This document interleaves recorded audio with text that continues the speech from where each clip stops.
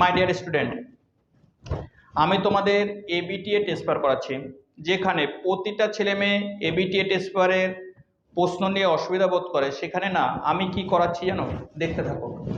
ভূগোল করাচ্ছি, স্টার্ট করেছি পেজ নাম্বার 250। দেখো 250 পৃষ্ঠার ভূগোলের এমসিকিউ, এসএকিউ, ম্যাপ পয়েন্টিং সব দেখতে থাকো। দেখো, নদীর ক্ষয়ের শেষ সীমানা সমুদ্রতল। শিলাময় মরুভূমিকে বলা হয় হামাদা। মিশরের উষ্ণ বায়ু হলো খামসিন।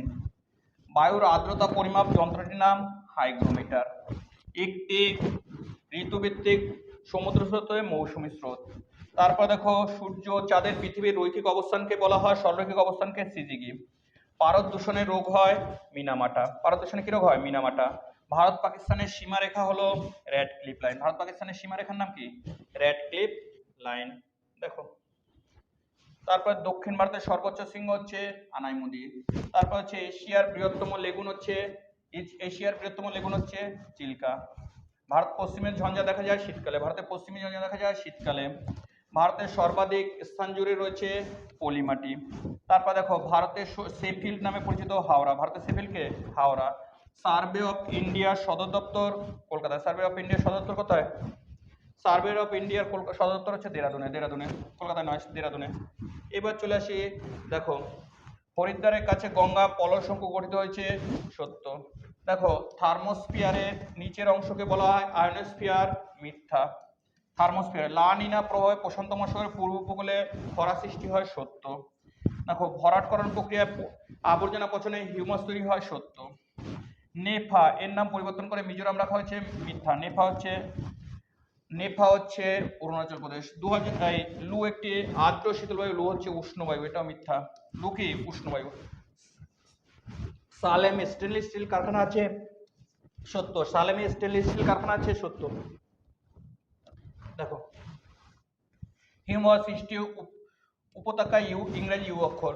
সমুদ্রের সংলগ্ন এলাকার জলবায়ু হচ্ছে শীতল। সমুদ্র সংলগ্ন এলাকার জলবায়ু কেমন? পৃথিবীর ড্যাশ বলের প্রভাবে গৌণ জোয়ার সৃষ্টি হয়, উত্তরে ঘূর্ণন বলের প্রভাবে। ফ্লাই অ্যাশ এক ধরনের কঠিন বজ্র। কি বজ্র? কঠিন। ফ্লাই অ্যাশ কেমন বজ্র? কঠিন বজ্র। তারপর হচ্ছে ড্যাশ হলো ভারতের বৃহত্তম হিমবাহ, উত্তর হচ্ছে সিয়াচেন। ভারতের বৃহত্তম হিমবাহের নাম কি? সিয়াচেন। দেখো, উত্তর ভারতের নতুন পরিমাণটিকে বেড বলে। কি বলে? বেড। তারপর দেখো, রিমোট সেন্সিং কথাটির অর্থ দূর সংবেদন। রিমোট সেন্সিং কথাটার অর্থ কি? দূর সংবেদন। নিউমোর দ্বীপটি কোন নদীর মোহনায় রয়েছে? উত্তরে হাড়িভাঙা। নিউমোর দ্বীপ কোন নদী? হাড়িভাঙা। দেখো, তারপরে হচ্ছে বর্ষাকালে কোন জেট বায়ু? পশ্চিমী জেট বায়ু। বর্ষাকালে কোন জেট বায়ু প্রবাহিত হয়? পশ্চিমী জেট বায়ু। জল সংরক্ষণ করলে সর্বাধিক সুবিধা কি? ভৌম জল রক্ষা হবে। রডোডেন্ড্রন কোন প্রকার অরণ্যের উদ্ভিদ? রডোডেন্ড্রন হচ্ছে পার্বত্য উদ্ভিদ। রডোডেন্ড্রন পার্বত্য উদ্ভিদ। ভারতে আধুনিক প্রযুক্তি বন্দরের নাম লেখা, উত্তর হচ্ছে নবসেবা। নবসেবা। প্রাচীনতম জাতীয় সড়ক কোনটি? উত্তর হচ্ছে GT road. Grand road. GT road. GT road হচ্ছে প্রাচীনতম। ভারতের প্রথম সফল কৃত্রিম উপগ্রহ হচ্ছে আর্যভট্ট। প্রথম সফল উপগ্রহের নাম কি? আর্যভট্ট।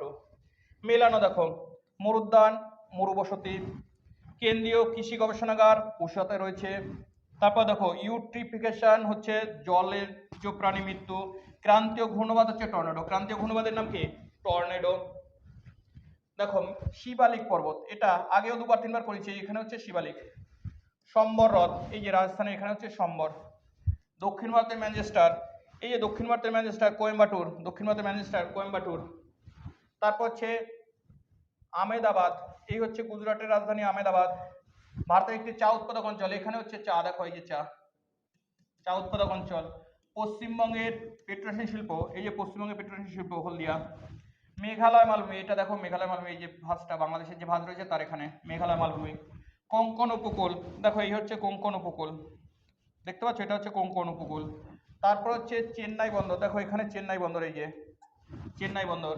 তারপর গঙ্গা নদী। গঙ্গা নদী দেখো এখান থেকে স্টার্ট, এই যে গঙ্গা নদী। এর নদীটার নাম কি? গঙ্গা। দেখো, এই ছিল এ সেটের পুরো এমসিকিউ, এসএকিউ, শর্ট কোশ্চেন। পুরো দেখতে থাকো, সাবস্ক্রাইব করে রাখো, দেখতে থাকো, সাবস্ক্রাইব করে রাখো।